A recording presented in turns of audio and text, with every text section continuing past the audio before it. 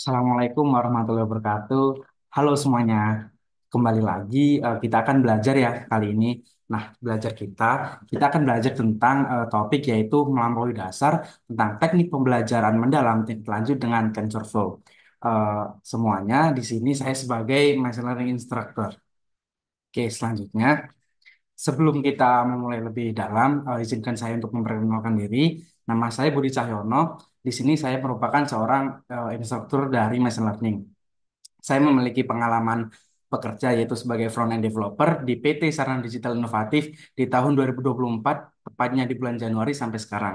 Dan selanjutnya juga saya juga memiliki pengalaman sebagai fasilitator di program Google Cloud yang diadakan oleh Decoding yaitu di tahun 2024 kemarin. Selanjutnya di Education, saya merupakan seorang mahasiswa tingkat akhir yang berkuliah di Universitas Lampung dengan program studi yaitu di S1 Teknik Informatika dari angkatan 2021. Selanjutnya juga di sini saya merupakan lulusan dari Magit Academy dan juga lulusan dari PT Kimia Magister Multimedia atau biasa disebut dengan Envid Learning. Dengan course yang saya ambil adalah Artificial Intelligence atau AI. Nah, selanjutnya di sini kita akan membahas lebih lanjut mengenai topik kita yaitu tentang bagaimana kita teknik pembelajaran mendalam tingkat lanjut dengan TensorFlow. Nah, apa itu TensorFlow? Pasti teman-teman udah nggak asing ya tentang apa itu TensorFlow. Jadi, TensorFlow itu merupakan pustaka open source yang dirancang untuk membangun dan melatih model machine learning, terutama deep learning, yang dibuat oleh Google. TensorFlow memungkinkan pengembang untuk memproses data menggunakan alur kerja berbasis grafis, memanfaatkan GPU untuk komputasi cepat dan mendukung implementasi model di berbagai platform. Nah, selanjutnya berbicara tentang TensorFlow, pasti tidak jauh-jauh dari lingkup artificial intelligence. Nah, pasti teman-teman juga udah tahu nih tentang apa itu artificial intelligence. Jadi, artificial intelligence atau biasa disebut dengan AI merupakan cabang ilmu komputer yang mempelajari cara kerja otak manusia. Jadi AI ini dirancang untuk menyelesaikan pekerjaan manusia, untuk memudahkan pekerjaan manusia. Jadi AI itu belajar dari data. Nah, ngomong-ngomong tentang AI, pasti teman-teman juga nggak asing dengan apa itu machine learning, apa itu deep learning, dan apa itu generative learning. Dan generative learning itu eh, adalah yang paling booming ya sekarang ini, kayak ChatGPT yang dia itu bisa memproses gambar gitu. Nah, selanjutnya gimana sih cara kita melihat eh, gimana cara manusia melihat dan gimana cara komputer itu melihat. Jadi sebagai manusia ya, kalau kita melihat tuh kita melihat gunain mata, kemudian kita pikir dan kita bisa gunain kesimpulan. Seperti contohnya itu kita melihat gambar itu adalah gambar buah-buahan seperti nanas. Nah, kita eh, melihat menggunakan mata, terus kita memproses menggunakan otak kita, baru kita bisa menyimpulkan itu adalah buah jeruk, adalah buah pisang dan lain-lain. Nah, gimana dengan komputer? Jadi komputer itu untuk melihat sesuatu, dia itu hampir seperti manusia, AI-nya ya. Dia seperti yang pertama itu menggunakan perangkat penginderaan, selanjutnya dia ke perangkat penerjemah baru menyimpulkan. Seperti itu, teman-teman. Oke, selanjutnya bagaimana mesin itu bisa mengerti dan bagaimana manusia mengerti. Nah, kalau kita manusia kan kita bisa melihat ya secara langsung pakai mata. Itu adalah gambar dari kucing. Nah, kalau mesin ini dia itu melihat bukan sebagai gambar, teman-teman, tapi merupakan sebuah vektor, kumpulan angka dari gambar. Seperti yang kita bisa lihat di PPT, bagaimana komputer itu melihat gambar kucing adalah sebuah angka yang banyak. Nah, itu akan kita bahas lebih lanjut. Nah, di sini ada image classification menggunakan convolutional neural network. Nah, apa itu yang teman-teman langsung benak tentang apa itu convolutional neural network? Nah, jadi CNN atau convolutional neural network adalah alat yang digunakan untuk klasifikasi gambar.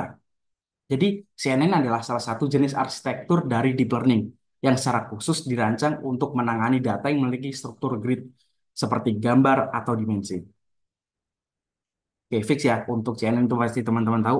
Jadi ibaratnya teman-teman itu adalah bayangkan CNN itu seperti seorang yang ahli sangat terampil dalam mengendali gambar. Misalnya eh, jika kita ingin membedakan antara kucing dan anjing, pasti CNN itu bisa karena dia merupakan yang ahli di bidang tersebut atau di bidang gambar. Oke, selanjutnya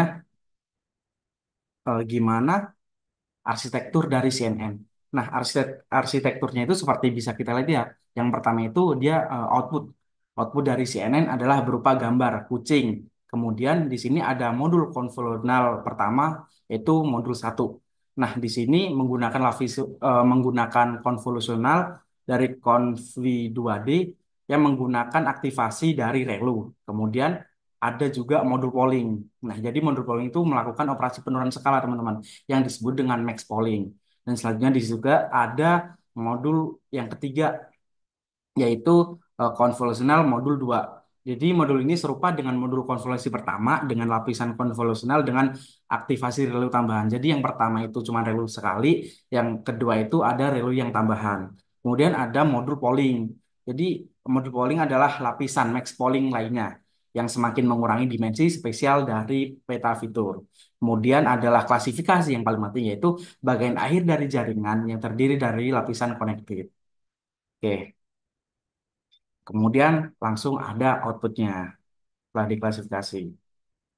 Nah, selanjutnya di sini ada input layer.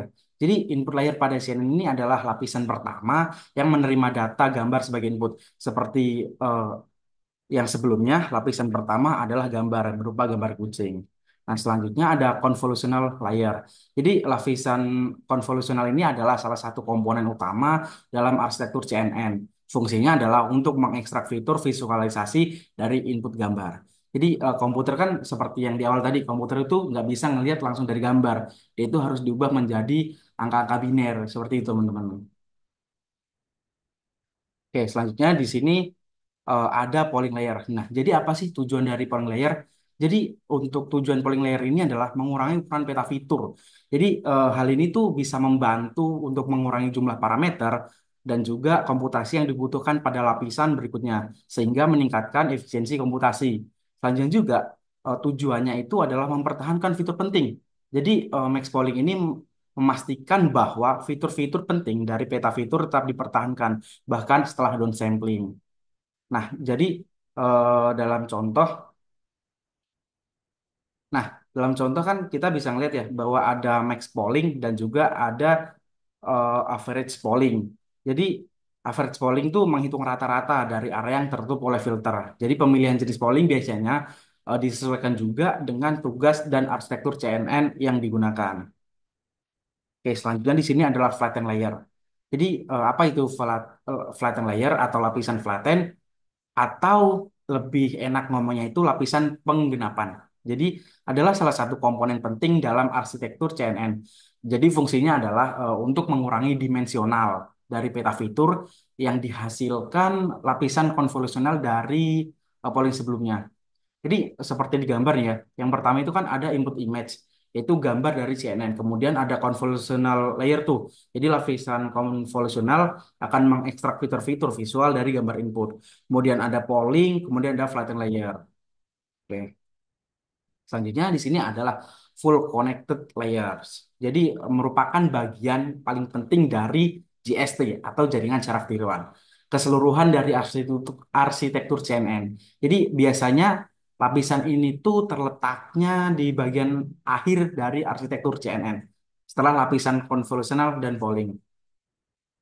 Oke, jadi apa sih fungsi utama dari lapisan ini? Jadi fungsi utamanya adalah untuk menggabungkan semua fitur yang diekstrak oleh lapisan-lapisan sebelumnya seperti konvolusional dan polling, yaitu untuk membuat keputusan akhir seperti klasifikasi dan prediksi. Oke, selanjutnya di sini ada output layer nih. Oke, seperti yang udah dijelasin tadi ya, output layer tuh kayak kita masukin nih arsitektur CNN-nya. Ada kucing, ada anjing. Maka di situ kan bakal diolah, diolah, diolah, diolah sampai terakhir tuh bakal diklasifikasi. Nah, setelah klasifikasi kita tahu tuh di situ adalah anjing atau kucing. Oke. Nah, selanjutnya gimana sih cara kita ngebuat arsitektur CNN? Jadi arsitektur CNN itu bisa kita buat dengan kita mendownload modul-modulnya atau library-nya. Jadi teman-teman itu bisa gunain library-library dari CNN, bisa teman-teman cari ya di GitHub itu banyak. Kita install semuanya, baru kita persiapin semuanya.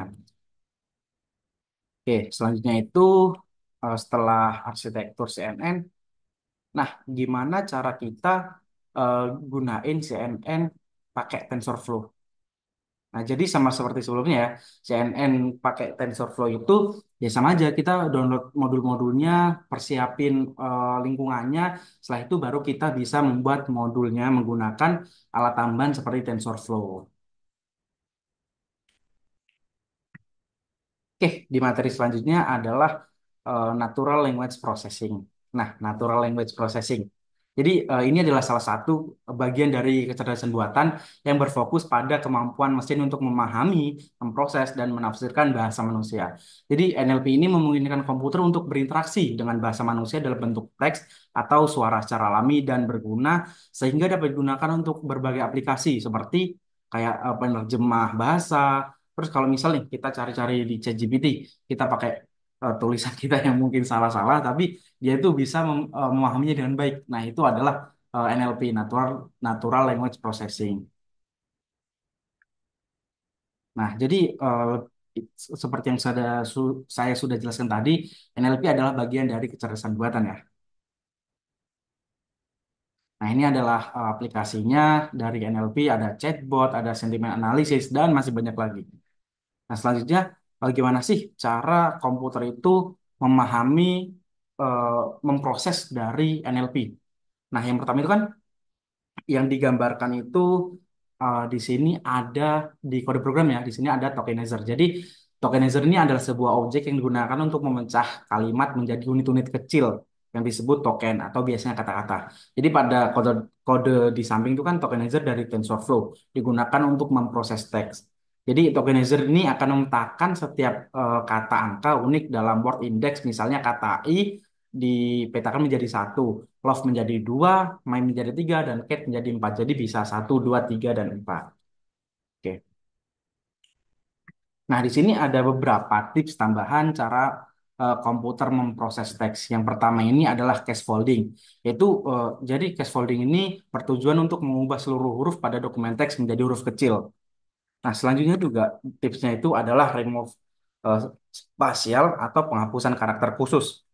Jadi di sini bertujuan untuk menghilangkan teks dari karakter yang tidak diinginkan seperti angka, tanda baca, simbol, dan karakter khusus lainnya seperti yang ada di gambar di samping. Nah, selanjutnya juga di sini ada step word removal atau penghapusan step words atau filtering. Jadi penghapusan step word kata-kata umum yang sering muncul namun tidak mempunyai nilai informatif tinggi dalam analisis teks. Jadi kalau misal dalam bahasa manusia ini adalah spam ya. Oke, selanjutnya tips selanjutnya itu adalah stemming dan juga lemmatization. Jadi stemming adalah proses pemotongan seperti gambar di sampingnya. Stemming adalah proses pemotongan atau penghilangan akhiran dari sebuah kata untuk menentukan bentuk dasar atau stemnya. Dan untuk lemmatization adalah proses pengubahan kata ke bentuk dasarnya atau lemma yang valid dalam bahasa tertentu. Oke, selanjutnya kita bakal tahu gimana AI, cara NLP ini memproses di kode program. Jadi di kode ini tuh merupakan bagian dari proses pra pengolahan teks ya, atau text processing. Dalam pemrograman NLP, tujuannya adalah untuk mengubah teks menjadi bentuk numerik yang dapat dipahami oleh model machine learning, khususnya model deep learning seperti neural network atau jaringan saraf tiruan. Jadi yang pertama itu kita bisa input library tuh, library apa saja yang kita butuhkan. Yang kedua kita membutuhkan data teks, yaitu sentences seperti I love my cat, sampai do you think my cat is cute.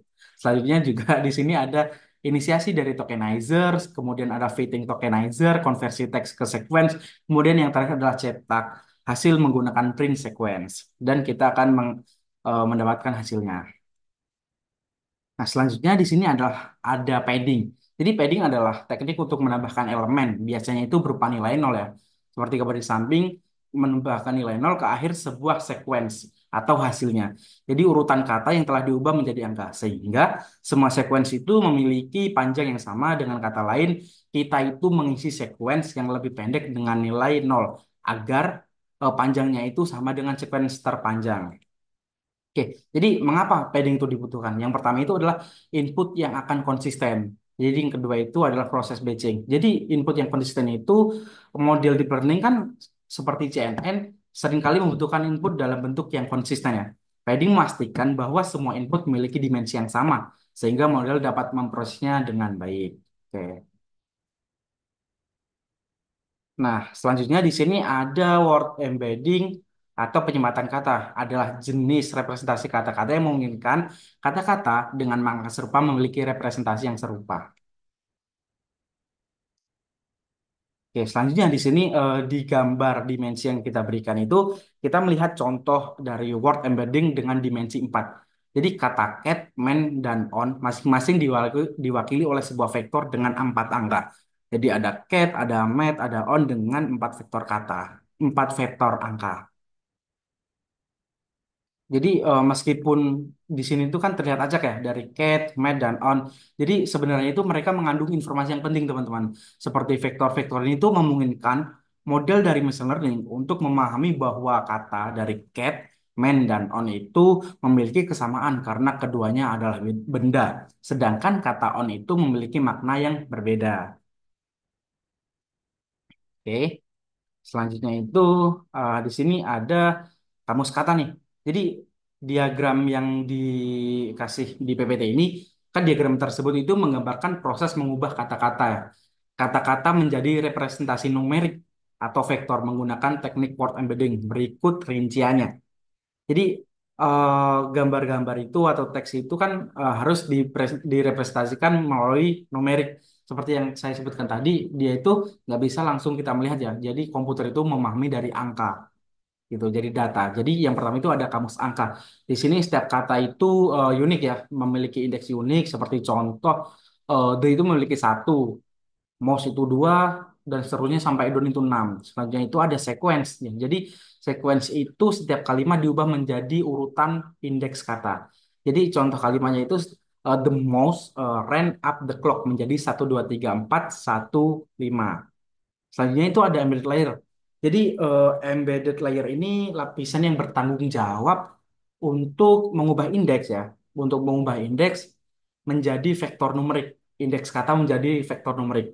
Selanjutnya, setiap indeks itu akan dipetakan ke sebuah vektor dengan dimensi tertentu. Dalam contoh ini, di contoh ini kan ada dimensi 4 ya. Selanjutnya itu, vektor akan mempresentasikan makna semantik dari kata tersebut, kata yang dimasukkan.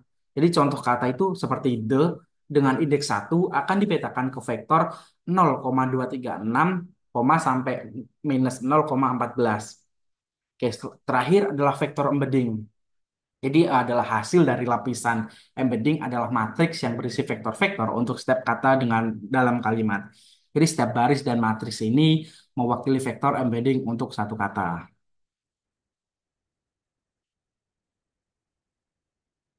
Oke, cukup sekian teman-teman materi yang bisa Kak Budi sampaikan. Di sini Kak Budi minta maaf kalau misal ada kata-kata yang kurang berkenan atau mungkin ada salah kata. Nah, kalau misal teman-teman butuh pertanyaan yang mungkin belum terjawab di kesempatan kali ini, teman-teman boleh tuh hubungi eh, kontak dari Kak Budi yang nanti akan tertera di bawah. Terima kasih semuanya. Assalamualaikum warahmatullahi wabarakatuh.